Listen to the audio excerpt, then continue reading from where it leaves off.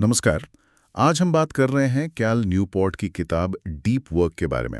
हम सब जानते हैं कि आजकल ध्यान लगाना कितना मुश्किल हो गया है। हर तरफ कुछ ना कुछ भटकाव है।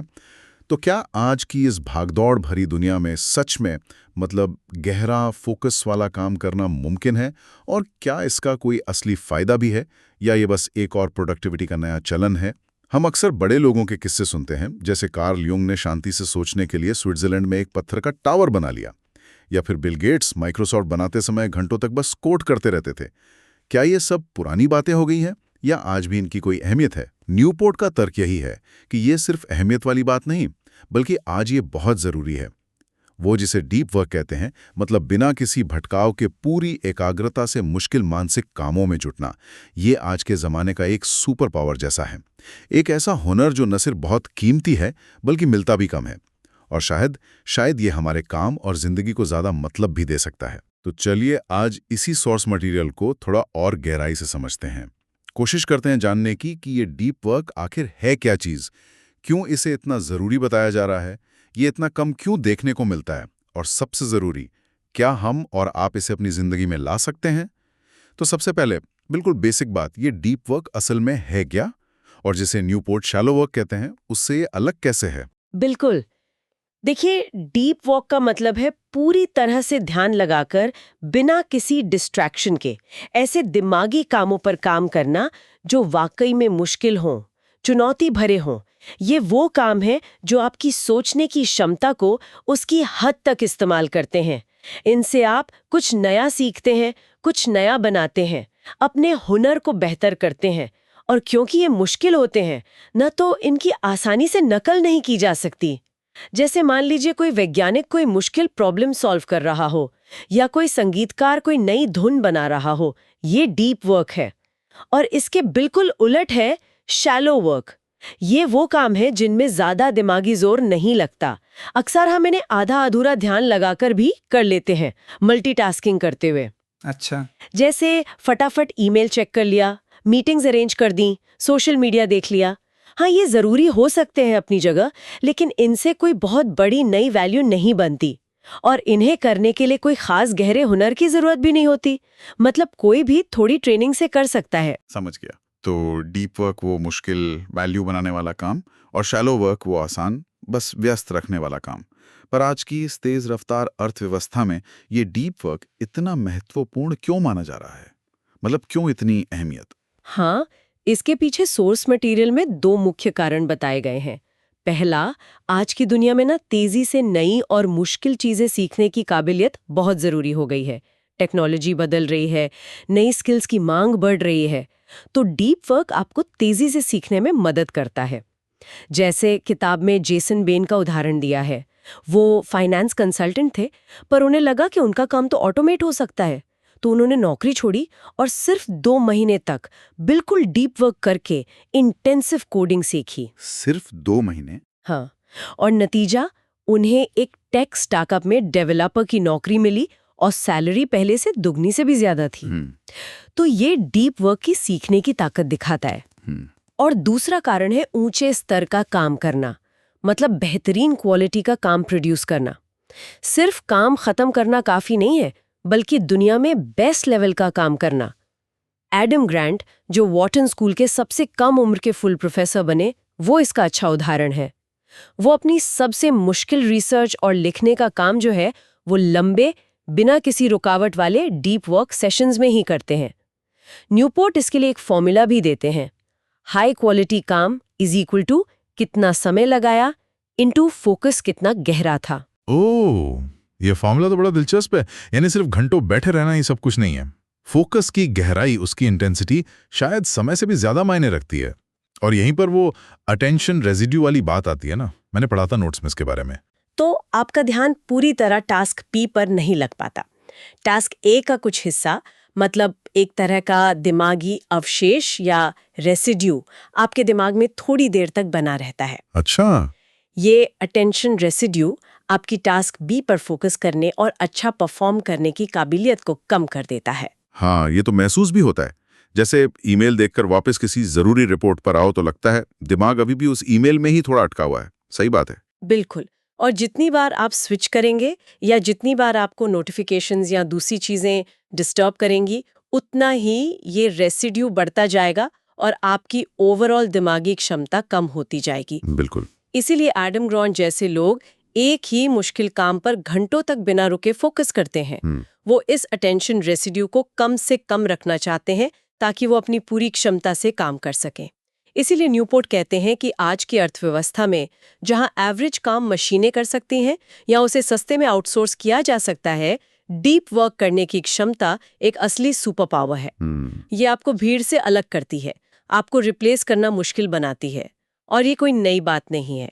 इतिहास देखें तो Carl Jung, Mark Twain, Woody Allen, जिन्होंने सालों तक टाइपराइटर पर फिल्में लिखी कंप्यूटर से बचते हुए, या बिल गेट्स अपने मशहूर थिंक वीक्स के साथ, या फिर साइबरपंक लेखक नील स्टीफेंसन जो जानबूझकर ईमेल और सोशल मीडिया से लगभग गायब रहते हैं। इन सब प्रभावशाली लोगों में एक बात कॉमन है, अपने काम में गहरी एकाग्रता लाने की क्षमता और इच्छा। तो ये इतना फायदेमंद है सीखने के लिए भी, बेहतरीन काम करने के लिए भी। फिर सवाल उठता है कि आजकल दफ्तरों में काम करने के माहौल में इसका इतना जोर क्यों नहीं दिखता, बल्कि उल्टा लगता है। ओपन ऑफिस प्लान्स हैं, जैसे फेसबुक का वो बहुत बड़ा हेडक्वार्टर, हर समय कनेक्टेड रहने की उम्मीद होती है, सोशल मीडिया पर एक्टिव दिखने का दबाव रहता है। ये सब तो डीप वर्क को और मुश्किल बनाते हैं, उसे बढ़ावा कहाँ देते हैं? हाँ, यही तो अजीब बात है। और न्यूपोर्ट इसके लिए सोर्स मटेरियल में कुछ दिलचस्प कारण बताती हैं।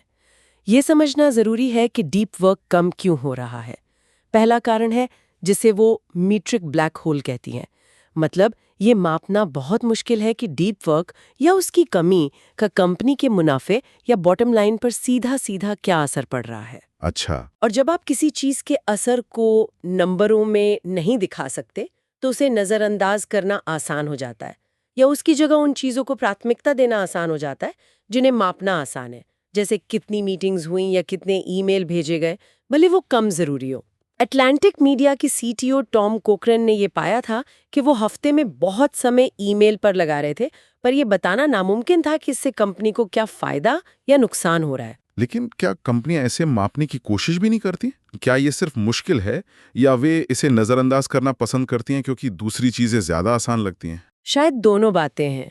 और यही दूसरा कारण आता है न्यूनतम प्रतिरोध का सिद्धांत, मतलब प्रिंसिपल ऑफ लीस्ट रेजिस्टेंस। हमारे अंदर एक नेचुरल झुकाव होता है कि हम वो रास्ता चुनें जिसमें फौरी तौर पर कम मेहनत या दिमागी जोर लगे। शॉर्ट टर्म में देखें तो लगातार ईमेल चेक करते रहना, मीटिंग्स में जाते रहना, छोटे मोटे काम निपटाते रहना ज्यादा आसान लगता है, बजाय इसके कि हम बैठें, दरवाजा बंद करें और किसी एक मुश्किल चीज पर घंटों तक ध्यान लगाएं। हाँ, ये तो है। तो बिना साफ आंकड़ों के मीट्रिक ब्लैक होल की वजह से ज्यादातर ऑर्गेनाइजेशंस और लोग उसी रास्ते पर चल पड़ते हैं जो आसान लगता है, और वो रास्ता अक्सर शैलो वर्क का होता है। तीसरा कारण थोड़ा कल्चरल है, उत्पादकता के प्रॉक्सी के रूप में व्यस्तता। जब ये मापना मुश्किल हो कि कोई व्यक्ति असल में कितना वैल्यू वाला काम कर रहा है, तो हम अक्सर ये देखने लगते हैं कि वो कितना बिजी दिख रहा है। लगातार ईमेल भेजना, मीटिंग्स में दौड़ना, हमेशा उपलब्ध दिखना, ये सब व्यस्तता के संकेत हैं और इन्हें गलती से प्रोडक्टिविटी मान लिया जाता है। महान फिजिसिस्ट रिचर्ड फेनमैन इसके बिल्कुल उलट थे। वो नोबेल पुरस्कार जीतने वाले काम पर फोकस करने के लिए जानबूझकर एडमिन वाले कामों और मीटिंग से बचते थे।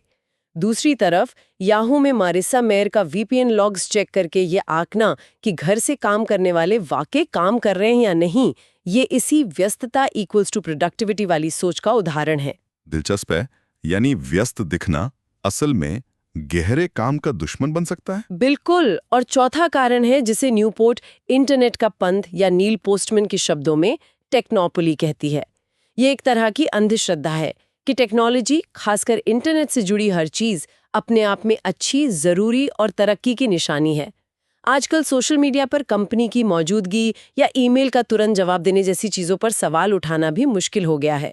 ऐसा माना जाता है कि ये मॉडर्न होने की निशानी है। हाँ, ये तो है। न्यूपोर्ट उदाहरण देते हैं कि कैसे न्यूयॉर्क टाइम्स की एक अनुभवी विदेशी पत्रकार एलिसा रूबिन को भी ट्वीट करने के लिए कहा जाता है, या कैसे एक रेफ्रिजरेटेड ट्रक कंपनी भी अपने ट्रक पर लाइक अस ऑन फेसबुक लिखवाती है, भले ही इसका उनके असली बिजनेस से कोई लेना देना ना हो। ये दिखाता है कि हम बिना सोचे समझे कनेक्टिविटी और ऑनलाइन मौजूदगी को ही अहमियत दे रहे हैं। तो ये चारों चीजें मीट्रिक ब्लैक होल, न्यूनतम प्रतिरोध, व्यस्तता का दिखावा और टेक्नोपोली मिलकर एक ऐसा माहौल बनाती हैं जहां गहरी सोच और एकाग्रता के बजाय लगातार दिखने वाली एक्टिविटी और कनेक्टिविटी को ही इनाम मिलता है। लेकिन इसका एक मतलब ये भी हुआ, जैसा आपने पहले इशारा किया था, कि जो लोग इस माहौल के खिलाफ जाकर डीप वर्क करने का अनुशासन बना लेते हैं, उनके लिए एक बहुत बड़ा एडवांटेज बन सकता है, क्योंकि ये स्किल सच में दुर्लभ होती जा रही है। हमने अभी तक डीप वर्क के करियर और आर्थिक फायदों पर काफी बात की, लेकिन क्या ये सिर्फ ज्यादा कमाने या सफल होने के बारे में है? क्या इसका हमारी जिंदगी के मतलब से, हमारी खुशी या संतुष्टि से भी कोई गहरा रिश्ता है? हाँ, और ये न्यूपोर्ट के तर्क का एक बहुत ही अहम और शायद सबसे आकर्षक हिस्सा है। वो कहती हैं कि डीप वर्क सिर्फ हमें ज्यादा प्रोडक्टिव या सफल ही नहीं बनाता, बल्कि ये हमारे जीवन को ज्यादा संतोषजनक और अर्थपूर्ण बनाने में भी मदद करता है। इसके लिए सोर्स मटेरियल में 3 अलग-अलग नजरिए से तर्क दिए गए हैं। पहला है न्यूरोलॉजिकल नजरिया। विज्ञान लेखिका विनीफ्रेड गैलेगर के काम का हवाला देते हुए न्यूपोर्ट बताती हैं कि हमारा दिमाग जिस चीज पर ध्यान देता है, वही हमारी दुनिया की हकीकत बन जाती है। अच्छा। हाँ, गैलागर ने खुद कैंसर से जूझते हुए ये महसूस किया कि जब उन्होंने अपनी बीमारी की बजाय जीवन की अच्छी चीजों, अपने काम, अपने रिश्तों पर ध्यान फोकस किया, तो उनका अनुभव कहीं ज्यादा पॉजिटिव रहा। इसी तरह जब हम अपना ध्यान गहरे, सार्थक कामों पर लगाते हैं, तो हमारा दिमाग हमारे जीवन को ज्यादा महत्वपूर्ण और उद्देश्यपूर्ण मानता है। गहरी एकाग्रता हमें छोटी-मोटी परेशानियों, नेगेटिव ख्यालों या फिजूल की बातों पर अटकने से भी बचाती है। इसके उलट, अगर हमारा दिमाग लगातार शैलो कामों, ईमेल, सोशल मीडिया और भटकावों में उलझा रहेगा, तो हमारी दुनिया भी वैसी ही बिखरी हुई, तनावपूर्ण और शायद थोड़ी निरर्थक महसूस होगी। ये तो बड़ी गहरी बात है हाँ। कि जिस चीज पर हम फोकस करते हैं वही हमारी वास्तविकता को रंग देता है। वाह। और दूसरा नजरिया क्या था? शायद मनोविज्ञान से जुड़ा हुआ। हाँ, दूसरा है मनोवैज्ञानिक नजरिया, जो मिहाई चिक्सिंटमिहाई के मशहूर फ्लो के कॉन्सेप्ट पर आधारित है। डीप वर्क हमें फ्लो की अवस्था में ले जाने का एक बेहतरीन जरिया है। फ्लो वो स्थिति है जब हम किसी चुनौतीपूर्ण लेकिन सार्थक काम में पूरी तरह डूब जाते हैं। हमें समय का पता नहीं चलता, हम अपनी पूरी क्षमता से काम कर रहे होते हैं और काम अपने आप में एक इनाम जैसा लगता है। हाँ, होता है ऐसा। चिक्सिंटमिहाई ने अपनी रिसर्च में पाया, जिसमें उन्होंने लोगों से दिन भर में अलग-अलग समय पर पूछा कि वो क्या कर रहे हैं और कैसा महसूस कर रहे हैं, कि लोग असल में काम पर, किसी मुश्किल काम में लगे होने पर ज्यादा खुश और संतुष्ट महसूस करते हैं, बजाय इसके कि जब वो खाली बैठकर टीवी देख रहे हों या आराम कर रहे हों। इंसान शायद तब सबसे ज्यादा फलता फूलता है जब वो अपनी क्षमताओं की सीमा पर किसी चुनौती से जूझ रहा हो। डीप वर्क हमें वो अनुभव देता है। ये फ्लो वाली बात तो वाकई कनेक्ट करती है। कई बार किसी काम में इतना डूब जाते हैं कि पता ही नहीं चलता वक्त कहाँ गया। और तीसरा नजरिया, वो शायद शिल्प कौशल या कारीगरी से जुड़ा था। बिल्कुल। तीसरा है दार्शनिक नजरिया, जो शिल्प कौशल यानी क्राफ्ट्समैनशिप के विचार से प्रेरणा लेता है। जैसे एक कारीगर, मान लीजिए किताब में जिक्र किए गए लोहार रिक फ्यूरर, जो अपने हाथों से मेहनत करके धातु को आकार देकर कुछ ठोस, सुंदर और उपयोगी चीज बनाता है, उसे अपने हुनर में महारत हासिल करने से गहरा संतोष मिलता है। न्यूपोर्ट का तर्क है कि यह बात नॉलेज वर्क पे भी लागू होती है। जब हम डीप वर्क के जरिए अपने दिमागी हुनर को निखारते हैं, किसी जटिल समस्या को हल करते हैं या उच्च गुणवत्ता वाला लेख, कोड या स्ट्रैटेजी बनाते हैं, तो हम भी एक तरह के डिजिटल या मानसिक शिल्पकार बन जाते हैं। ये सिर्फ आखिरी नतीजे के बारे में नहीं है, बल्कि उस प्रक्रिया में अपनी पूरी क्षमता लगाने, महारत हासिल करने और कुछ वैल्यूबल बनाने के संतोष के बारे में है। सैंटियागो गोंजालेस जैसे प्रोग्रामर का उदाहरण है, जो कोडिंग को कविता लिखने जैसा मानते हैं। डीप वर्क हमें अपने काम में ये शिल्प कौशल विकसित करने और उससे मिलने वाला गहरा अर्थ और संतुष्टि पाने का मौका देता है, चाहे हमारा काम कुछ भी क्यों ना हो। तो अगर हम इन तीनों नजरियों को जोड़ें, न्यूरोलॉजिकल, मनोवैज्ञानिक और दार्शनिक, तो ये साफ है कि डीप वर्क सिर्फ ज्यादा काम निपटाने का तरीका नहीं है। ये शायद एक बेहतर, ज्यादा संतुष्ट और ज्यादा अर्थपूर्ण जीवन जीने का भी एक तरीका है। एक गहरा जीवन सिर्फ उत्पादक ही नहीं, बल्कि एक अच्छी तरह से जिया गया जीवन भी है। ये सब सुनने में बहुत अच्छा लगता है, ज्यादा प्रोडक्टिविटी, ज्यादा सार्थकता, ज्यादा खुशी। लेकिन जमीनी हकीकत पर आते हैं, इसे असल में करें कैसे? खासकर तब जब, जैसा हमने डिस्कस किया, हमारा पूरा माहौल हमें लगातार शैलो वर्क और भटकाव की तरफ खींच रहा है। किताब में जरूर इसे करने के लिए कुछ ठोस रणनीतियां बताई गई होंगी। हाँ बिल्कुल, और किताब का पूरा दूसरा हिस्सा इसी पर है कि डीप वर्क को अपनी आदत कैसे बनाया जाए। न्यूपोर्ट इसके लिए 4 नियम बताती हैं, जिनके अंदर कई रणनीतियां हैं। एक बहुत जरूरी बात जो सोर्स मटेरियल से निकल कर आती है, वो ये है कि सिर्फ अच्छी नीयत या मजबूत इच्छा शक्ति का होना ही काफी नहीं है। अच्छा। हाँ, रॉय बॉमिस्टर और उनके साथियों के शोध ने दिखाया है कि हमारी विल पावर या इच्छा शक्ति एक लिमिटेड रिसोर्स है, जैसे बैटरी होती है ना, जो इस्तेमाल करने पर खत्म हो जाती है। अगर हम सिर्फ विल पावर के भरोसे रहेंगे कि आज मैं फोकस करूंगा, तो हम जल्दी ही थक जाएंगे। तो फिर क्या करें अगर सिर्फ इच्छा शक्ति काफी नहीं है? हमें अपनी विल पावर को बचाना होगा, और इसका तरीका है रूटीन्स और रिचुअल्स बनाना। ऐसी आदतें और प्रक्रियाएं सेट करना जो हमें लगभग ऑटोमेटिक तरीके से डीप वर्क मोड में ले जाएं, बिना हर बार खुद को जबरदस्ती पुश करने की जरूरत पड़े। रिचुअल्स जैसे? हाँ, ये रिचुअल्स कुछ भी हो सकते हैं, जैसे एक खास जगह पर ही काम करना, एक खास समय तय करना, काम शुरू करने से पहले कोई छोटी सी क्रिया करना, जैसे कॉफी बनाना या डेस्क साफ करना, कुछ भी जो आपके दिमाग को सिग्नल दे कि अब फोकस करने का समय है। न्यूपोर्ट कई रणनीतियां सुझाती हैं, जैसे सबसे पहले अपनी डेप्थ फिलॉसफी चुनना। मतलब आप डीप वर्क को अपने जीवन और शेड्यूल में कैसे फिट करेंगे? क्या आप मटवासी बनेंगे जैसे डोनाल्ड नुथ, जो लगभग हर तरह के शैलो गांव और बाहरी संपर्क से कट जाते हैं? बाप रे, वो तो मुश्किल होगा। हाँ बिल्कुल। या फिर द्विपक्षीय तरीका अपनाएंगे, जैसे कार्ल यूंग या एडम ग्रैंट, जो डीप वर्क के लिए लंबे डेडिकेटेड ब्लॉक, जैसे हफ्ते में कुछ दिन या साल में कुछ हफ्ते अलग रखते हैं और बाकी समय कनेक्टेड रहते हैं। या फिर लयबद्ध तरीका, जैसे लेखक ब्रायन चैपल, जो हर दिन एक निश्चित समय पर डीप वर्क करने की आदत डालते हैं।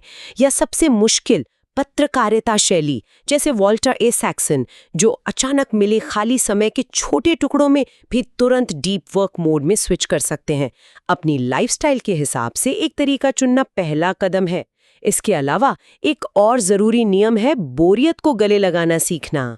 बोरियत को गले लगाना, ये क्या बात हुई? कहती हैं कि हमें जानबूझकर बोरियत सहने की प्रैक्टिस करनी चाहिए, ताकि जब डीप वर्क करने बैठें तो हमारा दिमाग भटकाव न ढूंढे।